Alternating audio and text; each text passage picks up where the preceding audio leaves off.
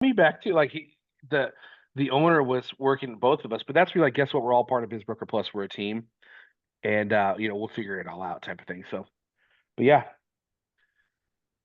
but Trav, I've got some things teed up today. I as a person always like to see behind the scenes. So we've got some behind the scene transaction details of some businesses that are closing. So you could see the legality side of things today if you want to. You could see the transaction documents. You could see how the wiring instructions work, all that stuff. So I just kind of surprised you. I haven't told you this yet, but I have them all queued up if you want to go over that today too. If you guys are interested. Let's go. I'm excited. Go. All right. So that's the bait, but I got to do a little bit of teaching first on something that's been hitting the market fresh and hot. So it's managing buyer. Now I know most of you on this call are getting your listings, but it's going to be important when you have the ability to have an offer presented or not presented if a business is stagnant. So they're going to ask you the question, what happens if you sell my business and we list it for $500,000 and nobody calls me? No one offers. As a broker, you need to have a solution to that answer from the very beginning, right? It's what is your plan, contingency plan, because that's how business owners think before the plan. They always are going to go towards falling apart before succeeding. So you're going to have an answer to that question. And it was a topic of our conversation this morning. And it's basically managing the psychology of both the buyer and the seller. And you can tell this story. Leaders always have stories to tell. You'll notice that at the greatest. Travis, you and I were talking about this earlier this week. Leaders have great stories to tell because they have proof. And I can tell you that whenever you go into a buyer and a seller, I like to do what you call the pressure test. And I'm telling this to the potential seller. I say, look, at the end of the day, you can list the business for what you want to list it at, but we need to do pressure tests on the buyer and you. So if you want to list your business for $500,000, but someone offers you today 200, are you taking it? And the answer may be absolutely not. And you say, okay, so but if I go to the buyer and they say their pressure test is 300 or 200 and you're offering 500, do you see the situations that gets cost, if you will, right? So our job as a broker and why we are really really good at selling businesses is we close that bridge together by working together as a team to get this deal because everybody wants a deal. Now, for me, it's all about confidence and it's about saying to that person that puts the offer in and saying, "Hey, I'm going to offer you 400. I know it says $1 million, but I'm offering you 400 and I got this from Trav right out of Trav's closet. It's great. This is fantastic. We're going to get a deal done. I appreciate you putting the offer in." Even though in the back of your mind, you're like, this guy's no way he's getting $400,000 for this business. But it's like, it's that positive momentum. So, Trav, you remember when I talked about this earlier this week. So, a couple components to this. One, you need to set expectations and tell the story that I just told that you are going to be positive and you're going to bridge the gap between where sellers bring in offers and to where you currently want to sell. There's always a way to get the deal done. Always. There's creative financing. I mean, ask JJ. JJ has like the most advanced $6 billion market cap company strategies to sell a business. It could be a floral shop, but he's got equity buyouts, performance management systems. Like he's implementing CRM systems in businesses. Like you could find a way to really get a business sold no matter what you do. So pressure test it, have fun with it, and simply say, okay, I come to you and I offer you this today. You taking it? And then what happens, and specifically JJ to your business, the business is going to get offered probably 300, $400,000 less. But the guy came down and said, you know what? I will do $600,000. But by everything said and done, maybe he's $50,000 short. You have to ask that question to him in the pressure test. Is $50,000 going to stop you from riding off to the sunset? And most of the time, the answer is no. So you will see when you're getting a listing, they're going to want to sell the pie in the sky and just accept it. It's okay. Like we don't need to do evaluations through our mouth. Like just let's just accept it and move on. I'll give you an example, JJ, the computer company, right? He wants to sell this business for $150,000. Okay, we're going to try it. It's fine. It's fine because as soon as an offer comes in for 60, my bet's he's going to take it. And so I just don't want to play the games on these different offerings, different ways to go to market. So does that make sense for everybody? Like it's all about momentum, psychology, and mood and mindset with all of this. when you get these listings. And if you could tell a story on how you manage that between buyers and sellers, they know what you're talking about. Does that make sense to you guys? Okay. So, JJ, do you mind real quick, real life experience? You got your offer. It was $900,000 company, and your offer came in at what? 440. 440. How are you going to present that to the buyer?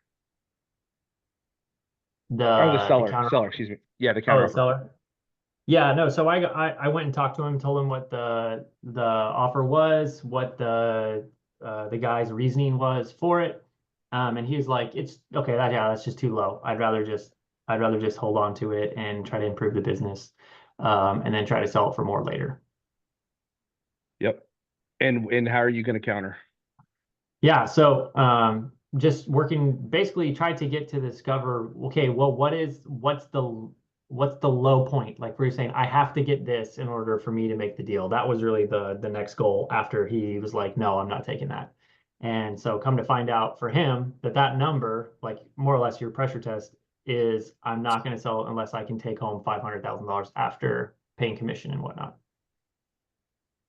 So see how fast it went from 900 to 500? Like when real money talks, real money talks. And so now, your buyer is what? Wanting to be at where? 400, right? 440, yeah. 440. So how do you tie the bridge? Yeah. What are your thoughts out loud? Well, I think it's not that hard to close that gap, especially if we can structure the deal and where the buyer doesn't have to feel all of the pain for the initial upfront money, while at the same time the seller can still get a really good chunk of that upfront. So seller financing is going to be like obviously has to be a portion of that. Otherwise, I just don't think the deal's going to be able to happen. Yeah. So again, it's all about managing the expectations at the beginning with a positive mindset. We're going to get a deal worked out, guys. And look how close they are. Like, I mean, Sherry, even yourself, you're thinking like, I get this thing closed, right? It's all about the presenting. And then JJ, you did a great job on personally, whenever you go to a seller and you say, hey, here is what the future potential P&L would look like if this is their business now, because sellers always forget about that there's loan payback. And loan payback means that they're now from 120 a year in profit, they're now 60, 70 a year in profit. So if you don't take a business at this price and you ask for more, they're going to zero in profit. Matter of fact, if we asked and we got what his asking price was, they would be negative profit based off this loan pay down. So it's, again, when you show the reality of that situation, numbers do the talking and it's a lot easier. I mean, Trav, what are your thoughts, man? I know you go through these transactions yourself all the time. So any thoughts on the psychology of this stuff? Oh man. I mean, it just depends on the situation. Like we always say, like it's like poker, right? You're not playing the hand, you're playing the man, right? And so you have to be able to emotionally disconnect yourself from the outcome. And when you can do that, you can actually think about, probably can hear me. You can probably actually think about a little bit better about what you need to do in that transaction, opposed to, man, oh my gosh, like my seller's gonna be like, what the hell? I'm not taking that. Or the buyer's gonna like, you can't be emotionally invested to it. You're just options, right? So the thing is, when your mind starts turning, when they offer you a low amount, your mind shouldn't go to like, he's going to get pissed. You're like, how can I turn this around? What options do we have? What options can I give to the seller to say, hey, we can do this? And then also, I mean, it's one of those things that as a buyer, you'll pay more if you can do seller financing. It's typically how it works here, right? So is that an option to say, hey, listen, he's willing to give you, if you can come up to our amount, he will actually finance that difference himself. So you're not coming out from it, and you can do it from profits, in the next 2-3 years. And so there's ways around it. So you are options, but the first step is the psychology of the buyer and the seller, but your psychology, which is you have to make sure that you have yourself regulated enough to be able to say, I can work this transaction and really just step away from it and stop being the person that's experiencing it and you're not experiencing this deal. You are literally on the outside and you're just watching it happen, because take yourself out of it. And that's the biggest thing I think with any transaction I've ever done is like, that's the one thing I can just emotionally detach from the outcome by saying, hey, I'm not participating in this transaction. I'm not experiencing it myself. I'm just an observer. That's all I am. I'm observing, and I can literally go, oh, well, in that situation, we can do this, this, this, and this. But if I'm experiencing, I'm going through the emotions too, right? I don't want to go through those emotions. And so I think that's the first step is like give the buyer seller, but check yourself, right? Check yourself where you're at in this. Absolutely. That's Great my 2 point. cents. Yeah, what's interesting too is, in real life, you need to loop back to when they are, or the reason why they're selling this business. And I had that conversation today with the computer company guy. It's like, look, you said to me when we were listing this business that the reason why is you want to go fishing with your son more. And it's my Totally. job as your broker and your accountability partner to remind you of that, right? Because that's what your goal was. Yeah, it's dirty. I know, like, but it's true. And it's like I know this guy, and I know you wanted to do fishing, and is 20 grand going to stop you from doing that? You know what I mean? And so, anyway, so let's just pretend this deal closes, right? And let's go into real live action of what happens behind the scenes. So I'm going to share my screen. So you are going to partner with a legal company, and we have office hours now every day of the week, essentially besides Friday. If you have questions on any of this stuff, please ask, and we will help you find them. Lawyers Escrow is our go-to here in Texas. They are also a franchise in partnership with other companies across the United States. There is a list of legal teams on the hub now that we've partnered and vetted. Okay, now this is basically you're going to ask with this legal team for essentially their company profile. And this was what they'll send you. They'll tell you what they do, the buyer advantages, the seller advantages. Again, smooth closings. They'll check all liens on equipment. They have a turnkey assistance with it. They give you closing documents that you're going to need, assignment of trademarks, names, anything. It makes you think about other things that they're trying to look into. Again, happy to send this to you and put this on the hub as well for you guys to debrief on. Essentially, if it's a standard real property transaction, obviously it's got real estate to this thing. Here's a closing checklist that they prepare for you. Again, all legal offices that are really good have something like this. Okay. And it'll take you through it. So this was sent out to the team, says, hey, thank you again for choosing us to close. Here's who we are. And now we're going to go into essentially the purchase agreement. Okay. So if I show you something, please, obviously this is private information. But I think I got everything vetted out. So this is the sale price. This is a $500,000 sale. It talks about the financing terms. Essentially, it's not going to be seller financing. There's no equipment leases. All that was NA. The company that you're using to close, it was a $5,000 earnest money that will get sent to Lawyers Escrow. Again, Lawyers Escrow will manage that for you. So you don't have to worry about that stuff. The due diligence period was 0 days because they knew what they wanted it, and this was no questions asked. This is what happens when you have a business with clean paperwork. The due diligence doesn't exist. They don't need it.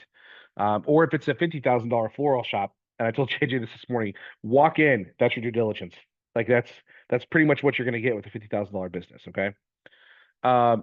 It goes through essentially the assets that are included, assets excluded, and remember, cash on hand is a way to get a discount on a business, because if they are buying the LLC and it's got $200,000 cash in the bank, that means they're paying 500,000 minus 200,000 because that's money in the bank. It's a discount. Sure, you got a question there?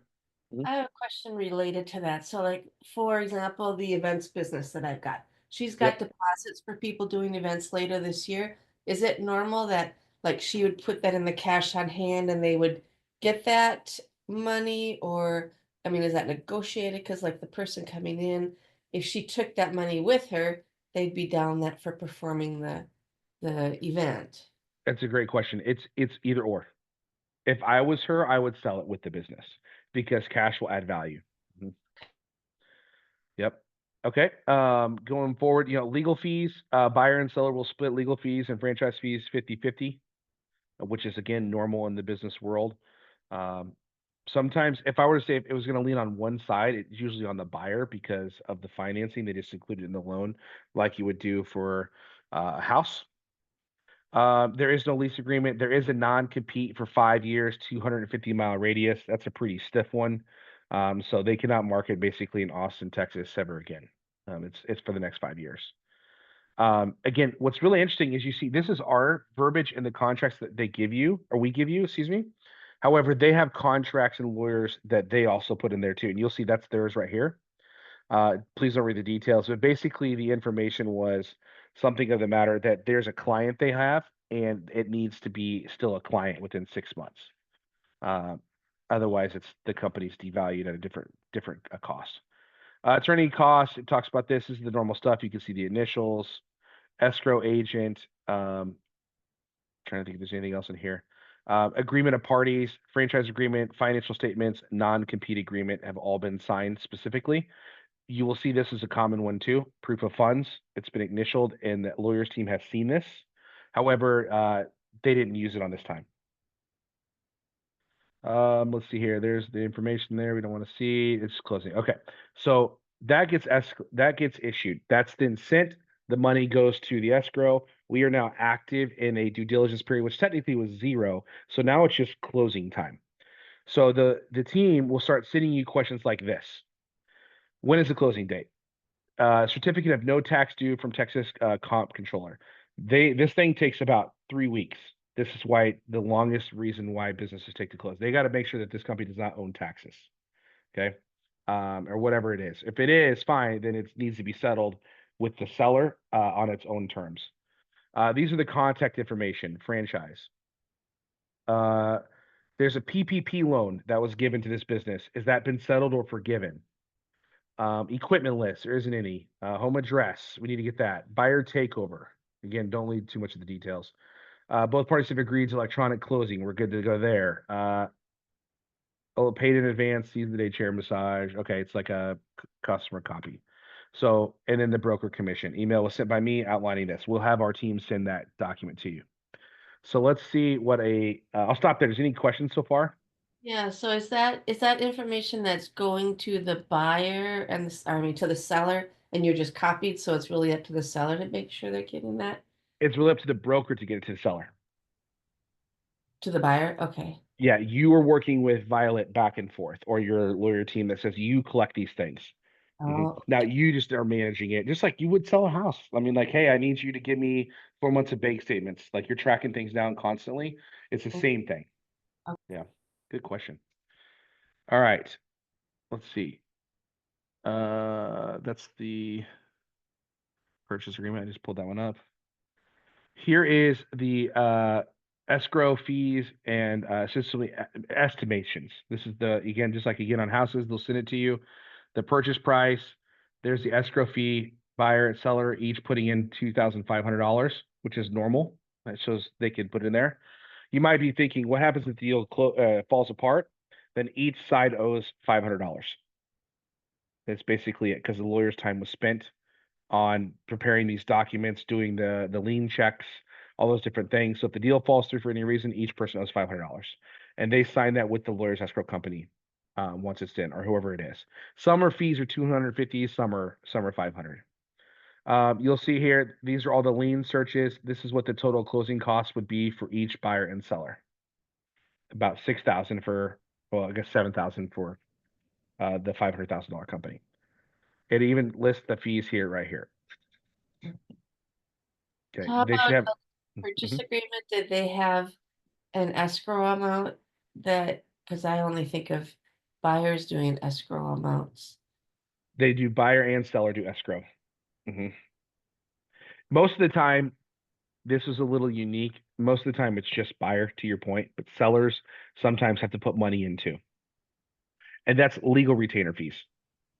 Okay. That's what they use theirs for. So Is- on the purchase agreement, I was writing one up and they ended up not wanting to buy it, but we had put $5,000 for earnest money, I guess. It was earnest money, right? So is that different than escrow fee? Nope, escrow is earnest. Earnest is escrow. Okay. Good question. Is it a standard fee, or is there a percentage of whatever the sale price of the business is? Depends on the lawyer. Depends on the lawyer. Most of them have this sort of thing right here. They will tell you, provide you with all this when you're writing up the purchase agreement. Exactly. Okay. Exactly. Is And it this may not be this because we have contracts with them to where they get discounts like 10, 15% off fees. okay? So if we get like a verbal agreement that, hey, yes, buyer made an offer, seller said yes, okay, great, we're going to write up the purchase agreement. Then where do we go to find this fee so that we let them know that that's what's going to be? You would contact the team that you work with all the time. Like for example, right, I would just go to this right here, have them on file. If you know you're about to close and you're getting verbals, contact the violets of the lawyer offices and say, hey, we've got a deal coming your way. It's probably going to be around this. Just want to verify your fee, and they'll tell you in 2 seconds. But I would just for sake of moving forward, 5 to 10 grand every business, like every business Right. plus franchise fees. Mhm. Is this somewhere on our documents page on the hub?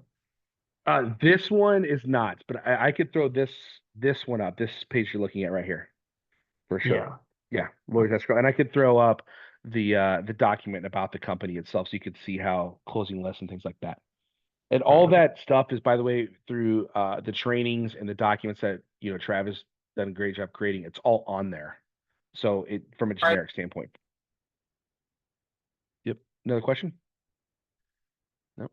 Okay. All right. So again, you the broker, the deal's been done. You're chasing all these different things. Again, you're waiting on all these different things. You're waiting on AR to take over home address. The phone numbers had to change on this thing too. People had to like get rid of their phone numbers and change phone numbers now. All that's being done and it's outlined in the contract. And then we get to not that. I want to show you that in a second. Not that. Sorry, there's a lot of windows here. I thought I had. Okay, I'm gonna stop sharing just for a second so I don't show something I'm not supposed to show. Travis, you got to keep me in the highway, man. In the highway? You mean the tunnel? The tunnel, Oh, yeah. yeah. Just don't get me in That trouble sounds for good, showing too man. many things. Yeah. I always tell him he'll be calling me and saying, "Hey, can we do this?" This is like, bro, I'm in my tunnel right now. Like, don't disrupt me. Like, I'm. Okay, here we go. There it is. Okay, let me see. Okay, share it again. Again, I don't have time to. There we go. Okay, this is the actual closing statement. You'll see the broker commission is 25,000. There was a valuation done by a third-party company of $2,995. Again, this is extremely expensive in my opinion, but Can you it is zoom what in it a is. little bit, Corey? Yeah, It's really hard to see. I don't know if anyone else. There you go. Okay. If you can expand the screen maybe a little bit. There you go. Is that better, guys? Sorry, guys. Yell at me. You know the rules. Just yell at me. So essentially, the escrow charges, the franchisee charges, the valuation fee, escrow holdback. Don't look at that name. Didn't see that. And then this essentially is what's going to come to the actual owner. Sold this for 500, 414 is what's getting sold. Okay. Now this is the other side of it. Again, hold your eyes. Okay. They're going to owe 502 based off the same thing. Earnest money deposit 5,000, credit from Tussin deposit 502 is what they owe. So settlement statements, it's closing. This thing closed. Yeah, I think this was yesterday. But I want to at least show you this. So I'll stop sharing. What questions do you have? I know it's super fast, and we'll probably build a course on this alone itself, but I wanted to show you how it's not that hard. It's pretty darn easy. And when you get to that closing part, we're here to partner with you and help you out. Like closing on a house is way harder than this. So How do yeah. people actually escrow the funds? Do they like write a check or is there a wire transfer? Ryan, should we ask you? Well, Yeah, Ryan, tell us. yeah. So typically they're supposed to be wired over directly to the escrow company. In the latest case, I had fraudulent wires. I guess one of my buyers was fabricating evidence that he wired, the escrow deposit.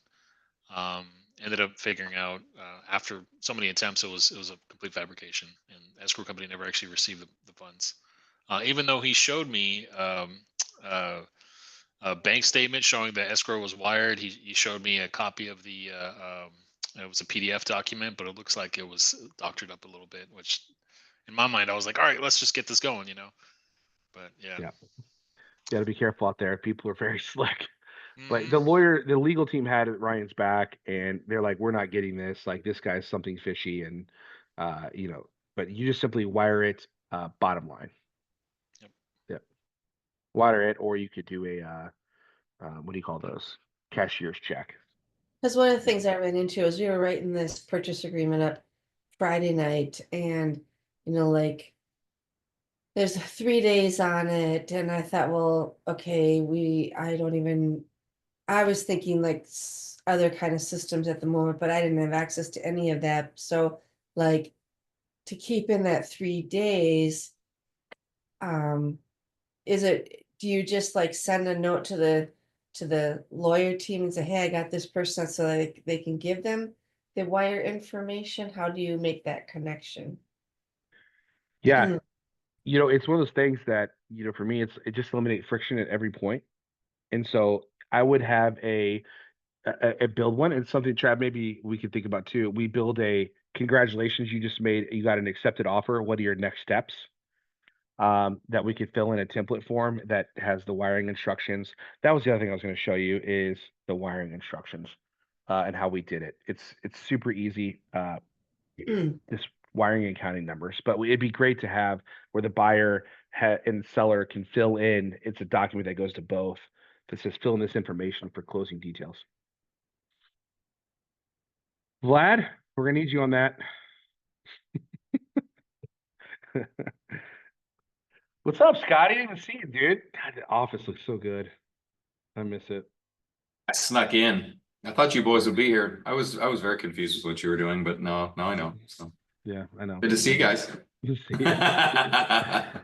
So, do you guys? So, Scotty, I'm not sure. Melissa, I'm not sure if you met Scotty yet. You were asking these questions yesterday, not yet. Scotty, you real quick want to introduce yourself? I know we got just a few new people on here. Yeah, awesome. Hey, nice to meet you guys. My name is Scotty Campbell.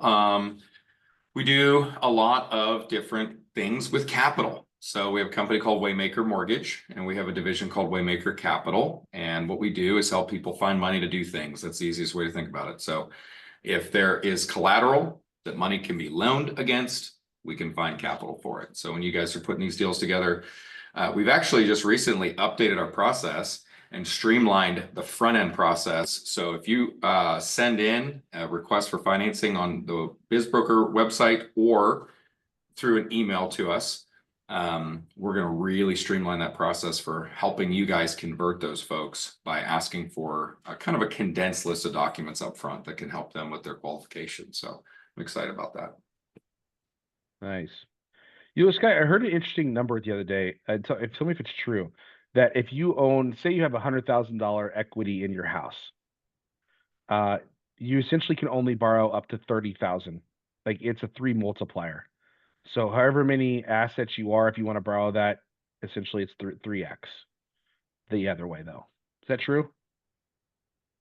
No. Where'd you hear So that from? it was from a lender. It was from a lender. It was that we were Okay. talking. So they wanted $1 million loan. They needed to have $3 million in assets to loan up against. Is that not the What case? were they trying to borrow against? Was it a property, like a house? Was it a The house. property? Yep. The house. Interesting. I mean, certain states have restrictions and caps for how much equity you can pull out of a house. Like the state of Texas is capped at 80% loan to value. So essentially, if your home's worth $1 million, you can't pull more cash out than 700,000 in a transaction. That's an interesting. I'm wondering if that was more of a debt to income restriction or something like that, or if it was an asset-based loan. So if it's a non-traditional income, like an asset-based loan, that could be what the restriction was. I would need to know a little bit more about the borrower and the transaction. Gotcha. Okay. Interesting. It All could right. also be just an overlay. Certain lenders have different overlays. But no, you can, in most states, you can borrow up to 90% of your home's equity. Okay. All right. Trav, Mike to you, dude. I'm done with the teaching. Oh man, that was great. That's awesome to see the walkthrough of how a transaction kind of plays out. And I mean, it's very similar to real estate in a sense, besides the whole lawyers. But what are my questions? I would say, if anyone has questions, like what in that situation, what are the lawyers doing in the background? And how is the communication process with them as far as what they're doing? Is it like you have no idea what they're doing, or are they communicating with you throughout the process? I think that would be something probably to help clear up maybe how that communication process works between lawyer to broker to seller. Are they mostly talking to the seller? I think tell us more about that. Yeah, lawyers mostly talk to you, and that's it. You are the source of truth. Again, you're tracking things down left and right for them. It's not necessarily the case. I think more Scotty, you probably on your side would talk more to the borrower than the broker. But for as like the legal teams, it's you. You need to turn those documents in. They will give you the green check mark. Yes, you're good to go to proceed or not, type of thing. So it's mostly you. I would say 99% you. Are they mostly talking it's just email communication back and forth mostly? Mm-hmm. Okay. Yeah. And then as far as with Scotty or just a loan process, Scotty, is there something that you need, as far as from the lawyers to say basically complete the transaction? Is there anything that you need? Like what is that kind of communication between lawyers to say, or how does that process work? Once the agreement of sale has been executed and we know exactly what is happening, we just need essentially the contract. So we can work with the attorneys to get everything that we need from that point. If you want to create an introduction, that's great. We can take it from there. Or if you want to have them, just prepare a package to send over. But we need to know all the details of the transaction and who's doing what. For example, there can be a seller carryback, right? So I had one recently where the buyer kept telling me the seller's doing a carryback of 10%. And I said, okay, great, but that's not written anywhere. And he's like, no, it's happening. We got really, really close to closing. And the seller's like, no, I'm not. I never agreed to that. So it wasn't in writing. It cannot be done. So you've got to have all your, ducks in a row in writing, so to speak. And we can work with attorneys on that for sure. Cool. I think that's, any questions? Go ahead. Yeah, so Scotty, to build on that a little bit, when you say in writing, can it be a simple like email, or does it have to be like a fully executed document type scenario? I would always suggest a fully executed document if it's something as important as those terms. Gotcha. Okay.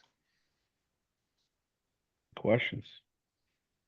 So you guys are getting, Melissa, have you started your listing debut yet? Have you started fishing out there yet, or what? Not yet. All right. Not yet. I'm getting ready. My mind's thinking. I know so many businesses in the Twin Cities, so. Yeah. Dave, I know you're going to land that whale, man. It's just a matter of time. It's a matter of time. I only hope so. Whale hunting, I like that. If you need, Dave, if you want to take a separate call too and do some cold calling, happy to do it with you on that side of things too. During office hours, we can do it live if you want. I can lead it and call some people myself. Just kind of do whatever we need to do.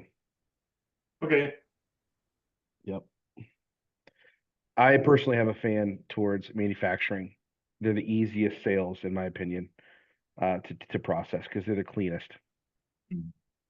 So, okay. All right. We are down to the give us a deal question. Although we started pretty hot, Trav, right off the beginning on deals. Oh, you're muted, Trav. You're muted with your massive mic. No, I mean, honestly, this is where we want it to be, right? We want this to be the deal, the place that we go and we talk about it and we really get to dive into some of these deals and whatnot. But yeah, I think it's good, man. It's growing. We have 11 people on here right now, and I think there's people missing. So it's going to continue to grow, and we're all going to just learn from each other so much. And so I'm excited for it. So it was good. It was a good one today. But I think anyone got any deals that they really need, this is the time, any advice, This doesn't have to be if you have a deal. This can be if you're having a conversation with somebody trying to get an appointment. This can be anything. I mean, so let's not make it just all about deals. If you have any question about the whole process from A to Z, now's the time, because we're all here at support and we all want to see everyone succeed. So if you got something, bring it to the table right now. I'm just curious about kind of standard ways of doing business. Like, are there any like really big obvious spots where you feel like the ball just gets dropped and that's where deals don't ever like progress like on a consistent basis in your guys' experience? Or is it all just really dependent upon deal to deal? Yeah, I feel like Scotty's the Grim Reaper of this part of the business right now. Like the getting the money to Knew me it was going to go here. Show me the money, right? Yeah, I we mean, do all of our part, and then Scotty usually, gives us the bad news. So, yeah, and no, I have said this a couple of times, guys, as you're working with your listings, like you want to get your listings live, but you also want to vet them out. So there's a kind of a dichotomy there of like you're trying to get these guys, these business owners to list and you're gaining their trust, but to get their financials, to get their information in front of us so that we can vet the business is only going to help you not have your deal fall apart in the middle of an escrow or in the middle of underwriting, because it is really, we've got to analyze the collateral. That's the business. What is the collateralization of the financing? Do they own real estate? Do they own equipment? Is it intellectual property? Franchises are so great. I mean, obviously, Corey, you can speak to that. Like, we love franchises because they're very easy to underwrite. If you can get somebody to sell a franchise of something, that's an excellent listing. But then on the buyer side, JJ just sent me an email introducing us to somebody. We're going to start the process of asking them for the things that we need so we can qualify the buyer. We're going to qualify the buyer based on credit, cash, and capacity. And then we're going to qualify the business based on collateral. What are we tying down the funds to? So if we're giving somebody $500,000, what do we take back from them if they don't pay us? Does that make sense? So it's very important that we have those 4 elements analyzed. And yeah, I hate to be the Grim Reaper. I'd rather Grim Reap earlier than later so that you guys can then go back to your seller and you can help them restructure stuff if they need to, advise them through the process. Is this making sense? Travis, Corey, direct me if I'm wrong here. no, I think you're good, man. I think when we talked about this I don't know if it was last week or the week before, but when you do, talk to your seller and tell them not just we need these documents because we need them and the buyer's going to need them, but also say, hey, listen, I need these documents because I want to get it over to my lender so he can take a look and see if we can designate this as SBA loan approved, because we're looking at marketing this. And so, Mr. Seller, the quicker you can get me those, the quicker I can give them to my lender. And when we have that check of saying this is approved, that opens a different realm of people that are like, yeah, I want to go in that's already approved by SBA standards. Perfect. So think of it that way and use that. I would say you're not going to see that a lot, but phrasing it with your seller, and also just have that confidence. I would say when you are with your seller and the buyer, that don't be a pushover. Right? Don't be a pushover with them. You are a professional and you're doing this in a professional way. And this is typically how we operate in this profession. We get these things. Do you need help with any of those? Because take an example. I think we had somebody, I think it was Deb, had somebody that was up in Dallas and he was trying to get her to do inventory. It was a liquor store.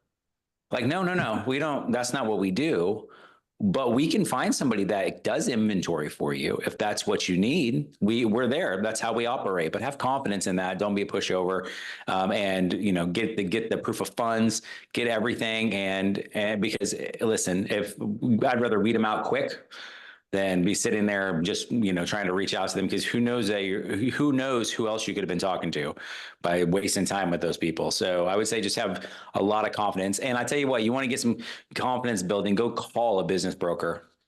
They're going to give you the time of day. because they've probably seen a lot of them and they've been doing it years, right? So they're not going to have these long conversations. They're going to want to know what you're interested in business with funds. Go on Flipper. It's not Flipper Force. Flipper. What's that one website? Corey, what Flipper? It's a huge website. Before you actually Empire Flippers. Empire Flipper, before you get any information, you got to put either a driver's license, you got to take a picture of it, you got to put your passport in.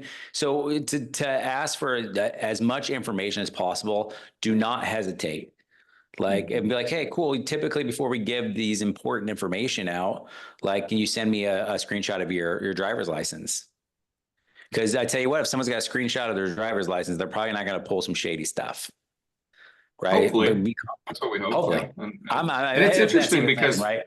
Ryan just mentioned the wire fraud thing, and we see that way more than I'd like to it's all over the place, So any transactions where we're dealing with wires, we're always telling people verbally verify, trust but verify, right? Like that. Those are the steps. And I do think that the more you can get somebody to trust you with their documents, like obviously, if you don't want to be handling social security numbers and stuff like that, I get it. But the more you can get people to trust you with some documents, a driver's license, a little bit of information about them, the deeper you're going to be able to go with them. And then the easier that relationship's going to be. Yeah, I agree. Yeah, I mean, even on a Flipper Empire, you have to, I think you have to put your driver's license in, and then you got to take a picture of yourself right there on your camera. Like, they don't play around. Like, so why don't they play around? Because I'm sure that they've been in the business long enough to know that there's a lot of people trying to do some shady stuff. So be confident when you're asking for the things that you need to ask for. All right. Well, what is there any? I just have one last question to the group from my side. Is there any other people you'd like to see on this call on a Friday? I have lawyers escrow lined up to talk. Obviously, Scotty's always got our back and helping us out from the lender side of things. But do you want to hear of any specific business owners come talk, or another broker, for example? What would you like to hear from? Perhaps like a business that somebody's closed, and the new owner is currently running the business. Maybe we can kind of just get some follow up on that, how the transaction went, follow up from us, kind of thing. Okay. So a business that we've sold, have them talk about it, their experience and things like that. Exactly. Yeah. Okay. Great idea. Any other ideas? You guys want like Cody Sanchez on here, or? I mean, if you can get Cody Sanchez on here, I mean, he can come into our podcast studio. We can hang out. I'm talking to our people. Did you guys read her book, by the way? Has anybody read Main Street Millionaire? Yeah, I've read it. It's really good. Trav did. So good, man. It's so good. I recommend it to everybody. If you guys are serious about doing this, read it, because it's such a, it puts you in the buyer's perspective. That's the coolest. So it's not a broker's perspective. It's the buyer's perspective of what a buyer who is maybe a serial entrepreneur is looking for, and how that they do it, and puts you in that position too. Because eventually I hope that you guys maybe find a business that you're like, man, this can make me some good money, because you're going to see them. Gosh, I still want that advertising company that closed. Yeah. Well, and that's what I was going to say though. Like you're going to get attracted into being a business buyer. Like that's what it did for me. A mentor of mine told me about her book a few months ago, and I got it on Audible, and I was like, I never thought I'd be like somebody who would want to buy businesses, but I read that book and I was like, oh my gosh, this is really cool, and so you never know who you might know that wants to invest into a business as well. That's the other thing, so just talking about what you do. I have a coach that says, as soon as you get licensed, he's talking about real estate or lending, but as soon as you get licensed, tell everybody you got licensed, and then just do that again every day forever. That's kind of the same thing. Like, you guys are out there able to broker businesses and literally serving an underserved sector of the market. Just tell everybody every day, and ask them, who do you know? Get some introductions. It should catch like wildfire. Yeah. Great said. Well said. All right. We are at the time. again, if you need or have questions on getting listings, we could spend easily 30, 45 minutes together and get some stuff on the plate. So it's one of the funnest things. JJ knows this. Yeah, go ahead, JJ. Sorry, I wanted to get clarity because I had a question in the chat, but I wasn't sure if I got it. So Scotty, if we're gonna send people your way and we want to share with you like the business details so that you can see all of that and do an assessment, do you have to sign an NDA for each business, or how does that work? That's a good question. That's a Travis and Corey question.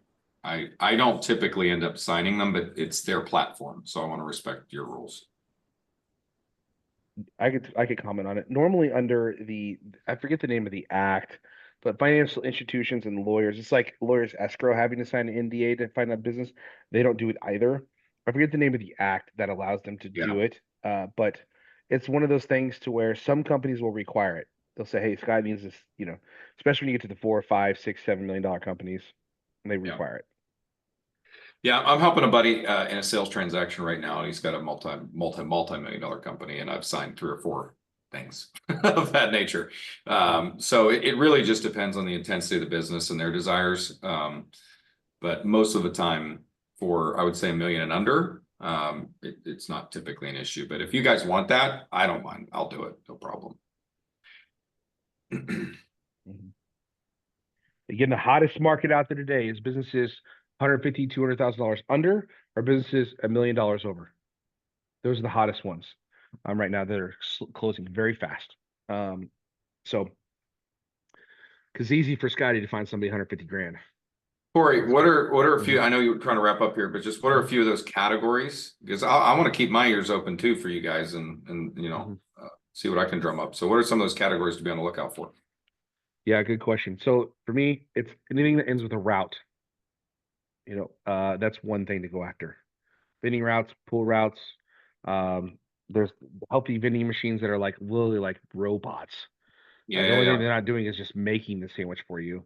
Of course, any service-based business, that's obvious answer, but more specifically, it's your handyman companies that have 1 or 2 employees, not the plumbers, not the electricians or HVAC companies, because those all take licensing and get a little bit more complicated in the sale, right? You have to have a master license for these companies.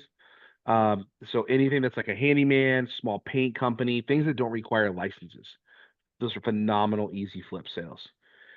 Again, restaurants are always hot because everybody's buying and selling the next dream or concept, right? It's, some fail, some don't. I've even thought about opening up a restaurant called The New Concept, just to, go with the wind instead of against it, and just have people rent it to have ideas under the new concept. But then I would even say the other hot one is anything marketing multimedia is flying off the shelf. That's more your $500,000 and up. Again, why? Because these corporate, I call them the corporate quit. They're leaving their jobs, but they don't want to leave the computer desk. So they are very comfortable around that setting, and so they want to run marketing companies that can be right behind a computer. Empire Flippers is massive. We're not even going to compete against them, but they sell every online business there is that's there, and they sell them for a lot of money. Go to their website; it's really intriguing. So on that point, and then probably the last one would be their little hidden gems, trash truck companies and recycle companies. Little 1 and 2 truck companies that are just like bringing in $800,000 in revenue a year. They're easy to flip. They already have drivers. You could just scale those companies magnificently. So big one there. Those are top ones right now, in my opinion. Good question. Okay. I might have an idea on one right now. I love the last part that you just said. This and the service-based routes. That is fire. Love that. Yep. I'm gonna start calling service people over to my house just to find out if their company's sellable. Yeah. There's a story in Cody's book is about some big shot who started out with just a little bitty trash truck. Or is that somewhere else I read about that? There's so many of them. Corey Sanchez talks about it. Cody Sanchez talks about that one. Yeah, Corey Bennett grew it. I think it was Cody that talked about one like that. And grew it. Yeah, just literally, if you're at a restaurant, Melissa, Dave, Sherry, I'll challenge you. Just literally go in there and be like, hey, just curious, is the owner here? Just and then literally be like, have you ever thought about selling this thing? This thing is popping.